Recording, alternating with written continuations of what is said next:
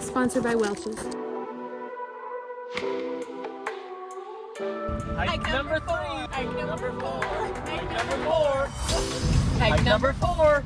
Did you do it right? Yeah! We're doing a 6.5 kilometer trail today with I think 150 meters of elevation-ish. So it's not a huge hike, but it's pretty and it takes us to the ocean, and a lot of the time there's whales, but whenever I go there's never whales. I never get to see them. Honestly, I'd probably consider this more of a walk than a hike, but there are a few shorter ones that I knew I would probably count in this series because they're conveniently close to me. The weather kind of sucks today, so we didn't feel like doing a big... As much as I'd love to go climb a mountain, it's probably not safe right now because it snowed a bunch and then it rained a whole bunch, and so it's just like deep slush. I've never seen this many cars at this trailhead before. See that? All right. Look at that fog.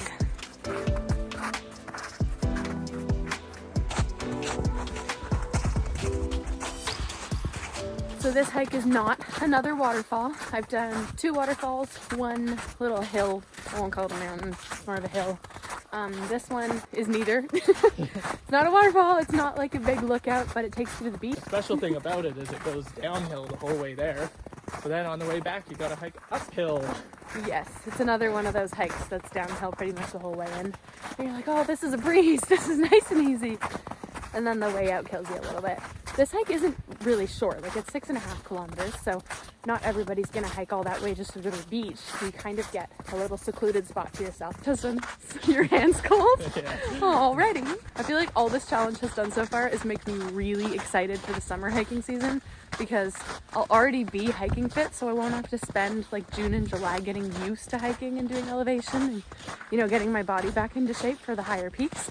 I should already be in shape, you know, if I stick to it. But like hiking in the snow, having to do all these smaller hikes that aren't really big bucket list ones, don't have the most incredible views, just makes me so excited for when we can go backpacking and go see alpine lakes and camp. You know, you? Mm-hmm. Well, I'm grateful that you're coming on hikes with me. I thought I would have to do pretty much all of this challenge by myself. But this is hike number 2 that you've joined me on. Yeah, probably good for me. That's it? That's all? You're just gonna do two of 52 for you? Oh, no, I was just probably good for me to be moving as well. Because my days off, I tend to just sit around and do nothing. It's good for you too. I'm a good influence. Yeah. And this way, you should also be ready for more exciting ones, because you like the more exciting backpacking trips in the summer too. Snowboarding season. Me with the shakiest camera work ever.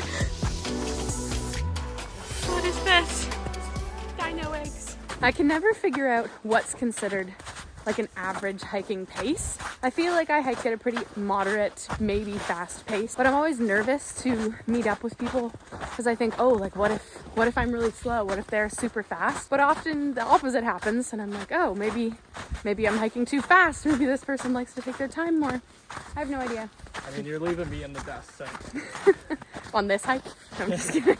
This downhill hike. It's hard to tell though on the uphill one. Yeah. It's like, oh, do we just pound it out or? Yeah, well, I like to stop and I like to take in the view and take pictures of stuff too, which obviously gives me a little bit of a breather, but it's not like, oh, I'm dying, I need a breather. It's just, oh, well, I may as well grab a sip of water. And also, I find when I'm hiking with other people, it puts more pressure on me to keep up a fast pace because I don't want them to think that I'm like out of shape, and so and then I'm always like hiding my breathing. I'm like secretly inside going which makes but I'm like that makes it so much harder to hike though. Like if you're trying to hold your breath, you need to breathe to be able to hike properly. I think I'm finally getting to the point where I can accept that heavy breathing doesn't mean you're unfit. It just means you're working hard. Like I went on a hike with a girl the other day and I can honestly say I wasn't trying to hide my breathing. Not that it was a super hard hike. Proud of myself for that. We also hike at a very similar pace. Like I'm always the pace setter. I go in the front. Maybe it's just so that you're not embarrassed, but I always go in the front, but still, you keep up. Like we both hike at the same pace comfortably. I just feel like that's a normal pace and I don't know what speed other people hike at. And then my pride is too much to be like, I need you to slow down, honey. I need you to stop, I need a break. So I just die inside. You don't actually and then I just wait until you need a break and I'm like, you need a break? I can only think of once where I had been hiking a whole bunch that summer, and you joined me on that sunset hike, and you were dying the whole way up because I'd done it like 4 times already, and it was his first time doing it.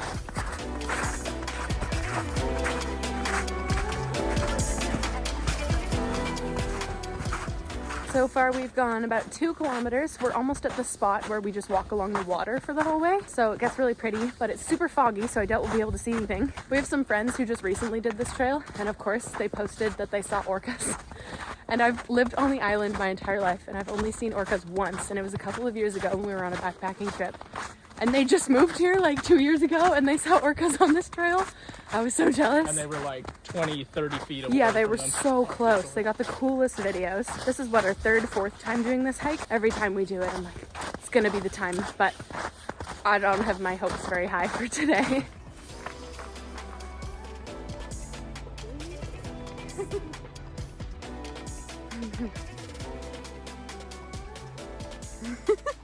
I've also been sharing my 52 hikes on TikTok, just like shorter versions of each little hike. When I posted my first one on TikTok, there were a couple people who were inspired and basically decided to do the challenge themselves. So I love watching them and following along and seeing that they're also doing the challenge, and I'm honored that they chose to do it because of me. I'm curious, have any of you ever done the 52 hikes challenge before? If so, let me know in the comments because I've never tried it before. This is my first time, but I'd love to follow some of you along if you're also posting it or also doing it.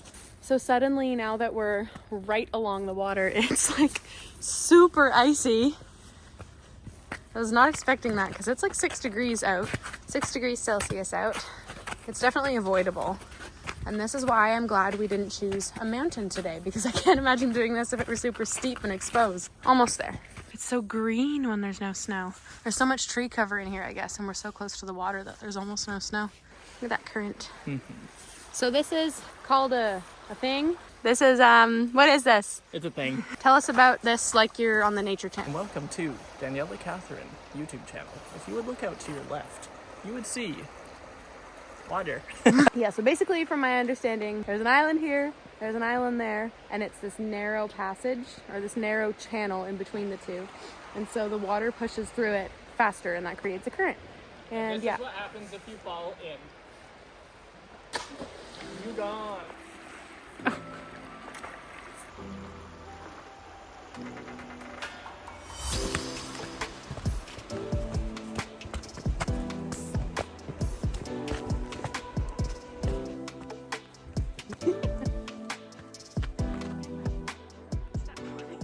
I want to swim in that.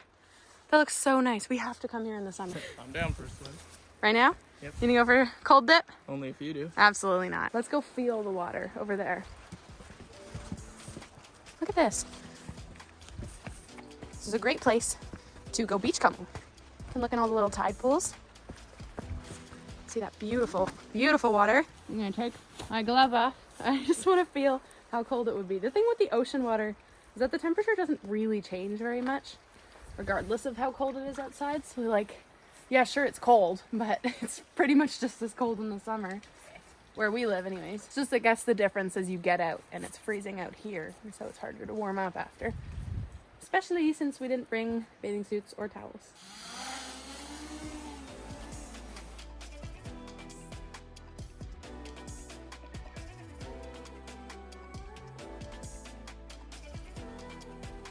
This trail has succulents growing all over the rocks, and I just think it's the coolest thing ever. It's always the hikes that I almost don't bring my camera on that we get the coolest shots. Look at the colors. That is straight out of the camera. Gotta remember to hydrate even when it's cold outside. Just filming myself drinking water out of the coolest water bottle ever. All right, we're done taking pictures and videos here. Time to head back. I think it took us like an hour to hike in. An hour including our stops, about an hour back. Although the way out is uphill, so it could possibly take longer, especially if it's slippery. I got a blister. On this little hike, I always tape the back of my feet just as a precaution because my hikers are actually too small. But I didn't this time because I figured this is a short, flat hike. I'll be fine. I always bring the KT tape blister patches. They're amazing. At least it didn't hit me in the face. That's a whole ball of ice. I aimed for the phone. Back to the snow.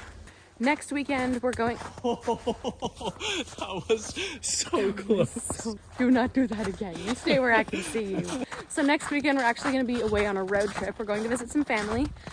We have a few little stops, little trails along the way that we'll do, and we'll probably vlog. Yeah, it might not count toward the 52 hikes because on their own, all of these trails are really, really short.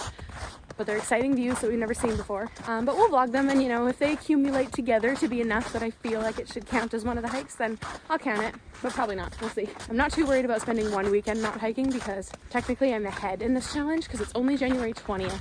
So that's like within the second week of January still, and this is the 4th hike I've done. So I am a little bit ahead, and I think in the summer I'll be doing more anyways. So we're doing good so far. So on our way to visit family, it's an 8-hour drive. We're planning to visit a really beautiful waterfall that we've both wanted to see for a long time, and it's not a very long trail. And then we're going to visit some tunnels as well. So yeah, we'll do a waterfall, some tunnels, and then if we have some extra time, maybe we'll just see if there's another trail around, like another waterfall or lake that we want to see. So what are the tunnels, like train tunnels? I don't know. Maybe. We should look them up. Let's find out. I would never usually think to go hiking on a day like this when it's not sunny out, not warm, not blue skies. But the moody forest behind us, all the fog, it's actually so beautiful. Photos look awesome in these conditions. I'm glad that this challenge is forcing us to get out of the house, experience, you know, some trails and some conditions that we might not otherwise see, especially with the snow on the ground. I would usually just be like, nope, I'm good. Good day for Netflix and sitting on the couch. Yeah, we'd maybe done 1 or 2 hikes with snow on the ground before this. Now all of them have been with snow on the ground because you just do what you gotta do. Before we were married, when we were dating, we were making these 1 second every days. There's an app called 1 second every day, and you film 1 second every day. And so that used to force us to get out. We would go for a walk, or we'd at least go and watch the sunset or have a fire or something, even if it was a boring day. And I liked that that forced us to get out and do something every single day. It was an incentive because we had to film our 1 second. Our 1 second couldn't just be Netflix or playing Mario Kart or whatever because we were dating during COVID. And this is kind of the same thing, except I'm filming a lot more than 1 second. I'm filming like 10 minutes every day. Not every day, every week. 10 minutes every week. That's my new app. Yeah, we used to always be trying to think of things that would be cool for our 1 second. Like we'd go longboard or rollerblade. Neither of us are good at longboarding, but it'd be fun just to go watch the sunset. What else do we do? Little evening swims. We'd like jump into the water at random places that we wouldn't normally have done. Yeah. But we were like, oh, this would look so cool for the 1 second. Do it for the 1 second. So we were actually thinking we want to maybe start packing our swimming stuff for these hikes. Just in case. Maybe make it a little more exciting. You never know. Get a little cold water dip. I'm not a fan of cold dips, but I would maybe do it once in a while. Like today, actually, I felt like if I had the right equipment, I would have. Yeah. It's just I don't like being uncomfortable afterwards.